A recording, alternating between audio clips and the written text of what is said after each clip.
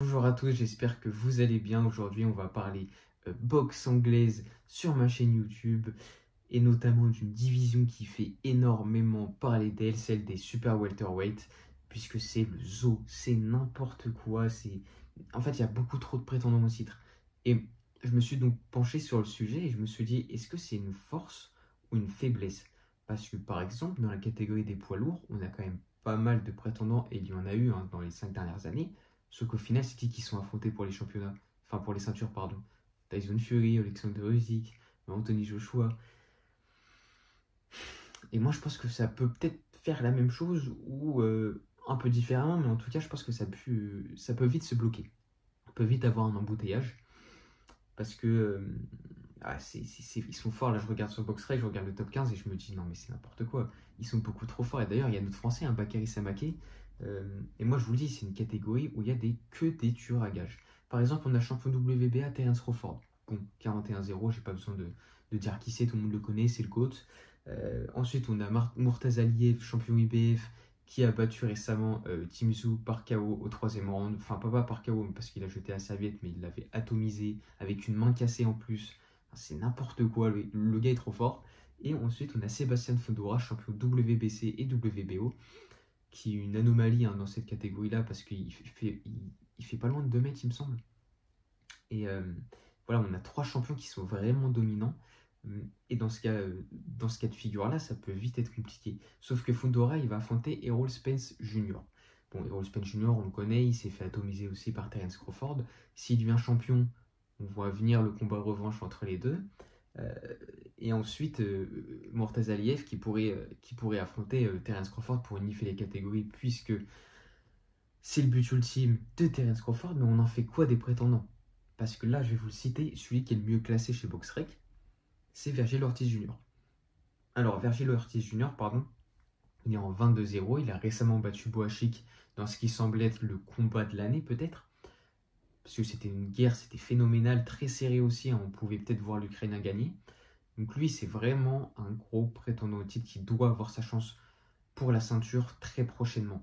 Sauf que, est-ce que Terence Crawford, il va la bloquer, cette catégorie? C'est ça que je me dis. Est-ce qu'il va pas prendre 2 combats sur 1 an ou l'échelonner sur 2 ans et les autres prétendants au titre, ils vont attendre. Ils vont être sur la liste d'attente. Et je pense que ça va être le cas et c'est ça qui est dommage. Euh, voilà, et encore, c'est même pas sûr que Vergil Ortiz Jr. il ait une chance pour le titre parce qu'on parle beaucoup d'un combat dans la catégorie d'en dessous face à Jaron Ennis. Et c'est même pas le seul. Encore, je vais vous dire Madrimov qui va affronter Boachik dans pas longtemps. On a Xander Zayas, le crack, avec notre français Bakary Samaké. Alors, je ne les mets pas du tout dans le même sac. Xander Zayas, il est dans une autre dimension. Lui, c'est phénoménal son niveau. Son dernier combat face à Sosa, là, la qualité pugilistique est totalement dingue. Voilà, moi je le dis, ce gars est trop fort. Il va atomiser la division prochainement, c'est sûr et certain. Ensuite, on a du Team Zoom, mais lui, il doit se refaire, je pense notamment en Australie. Voilà, il est sur 2 défaites d'affilée, assez terrible. Donc je pense qu'on ne le verra pas de sitôt. Mais déjà, je vous cite des combattants qui sont extrêmement forts et on se demande qu'est-ce qu'ils vont faire. Regarde, on a encore Brandon Adams ou encore Charles Conwell aussi qui ont 20-0, qui est un super boxeur. Et il n'y a pas de chance pour le titre, encore une fois, je vous le dis, elle est totalement bloquée, cette catégorie, et c'est dommage, et je pense que c'est là où je veux en venir, c'est pour ça pourquoi, c'est ce pourquoi j'ai fait une vidéo, c'est parce que je pense qu'il faut faire un tournoi. Il faut faire un tournoi super welterweight. Alors pourquoi un tournoi? Bah, on le fait déjà, il me semble, au Japon avec Naoya Inoue, il y a le Monster Championship où euh, Takuma. Non, il me semble que c'est Takuma Inoue qui avait affronté Tsutsumi. Et Tsutsumi sortait donc de ce championnat-là, enfin de ce tournoi. Et je pense qu'on devrait faire la même chose chez les super welterweight, et surtout que Turki Al-Alchik, il peut clairement le faire. Et c'est ce pourquoi je pense qu'il faut faire ce tournoi-là, parce que on a une catégorie qui est totalement bloquée, on ne sait plus quoi faire. En fait, il y a tellement de possibilités que même les promoteurs, je pense qu'ils sont perdus. Et là, par exemple, quand on voit un Charles Conwell, on en fait quoi? On en fait quoi? On le fait combattre qui? On le fait combattre Boutaïev, qui est quand même très fort et qui peut le battre, parce qu'on vit quand même dans une époque où les champions, ils ont peur, en tout cas les invaincus ont peur de se combattre pour perdre leur zéro, même si Turki Al-Sheikh est venu et a mis un frein plutôt à cela. En fait, je pense que le tournoi, c'est la meilleure idée. On fait un tournoi, on met huitième, quart de finale, demi et finale. Ceux qui gagnent la finale, ils ont une chance pour le titre.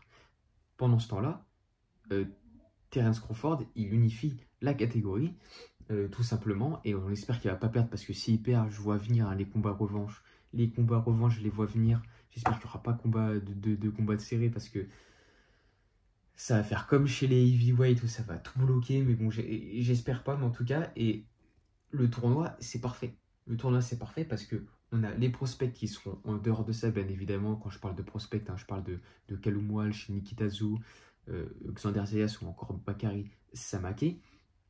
Et pendant ce temps-là, on a du Vergil Ortiz Jr., Boachik, Madrimov, Charles Conwell. Encore, je regarde, on a du Boutayev, du Josh Kelly. Voilà, pendant ce temps-là, ceux-là, ils s'affrontent pour un tournoi, pour avoir la chance de combattre pour la fédération IBF, etc. Enfin, pour le championnat du monde, et ce serait vraiment cool. Et je pense que c'est ce qu'il faut faire, parce qu'actuellement, la catégorie, elle est bloquée, elle est fermée, il y a rien à faire. Et il y a Jaron Ennis en plus qui peut monter. Donc tout ça pour vous dire qu'il y a un énorme champ des possibles et qu'il y a des mauvaises décisions, et il ne faudrait pas que les promoteurs le fassent. Moi, je pense que la bonne décision, c'est notamment de se fier à Turki Al-Sheikh et de l'Arabie Saoudite pour réaliser des combats entre prétendants en titre, des vrais combats avec des belles cartes, bien évidemment. Et de l'autre côté, Terence Crawford unifie la catégorie, ou du moins essaye, face à Fundora et face à Madrimov. Mortaz Aliyev. Mais en tout cas, j'espère que Mortaz Aliyev, il va pas prendre un autre combattant qui va être dans 7 mois, et que Fundora, il commence à vouloir faire des combats revanche avec Errol Spence Jr. Parce que déjà, avoir pris Errol Spence, je trouve ça...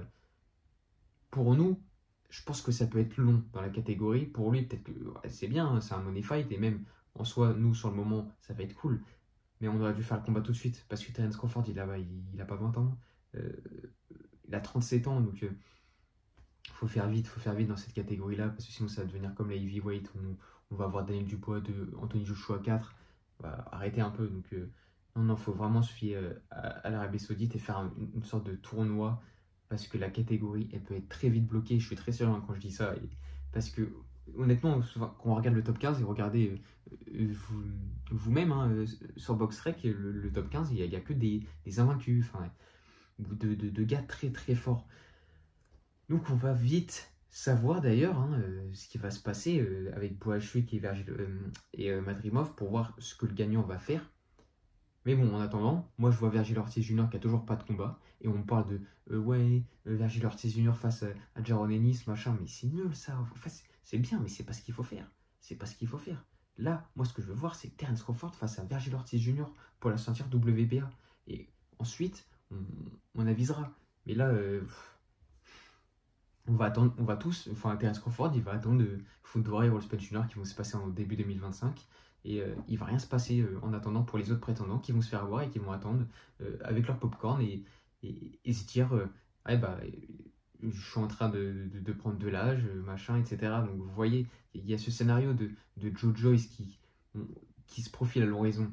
Et donc ça peut être compliqué, et c'est pourquoi je vous ai parlé de cette catégorie aujourd'hui. Il y a énormément de très bons combattants. Et Bakary Samake, il arrive dans une division, et c'est, voilà, comme je l'ai dit, il n'y a que des tueurs à gages. Et pour être honnête, pour l'instant, je pense qu'il ne bat même pas Eriksen Lubin ou des combattants comme ça. Donc voilà, en tout cas pour Samake, il y a le temps, mais pour Xander Zayas également. Mais les autres n'ont pas le temps. Et c'est ce que je voulais vous dire aujourd'hui. En tout cas, j'espère que vous avez aimé la vidéo. Je ferai une vidéo, je pense, la semaine prochaine, dans quelques jours, pour parler de la carte de Keishon Davis. Et peut-être pourquoi pas de Robson Conceição face au Shaki Foster combat revanche. Et en attendant, voilà, j'espère que vous avez passé un bon moment. N'hésitez pas à liker, vous abonner, et ciao!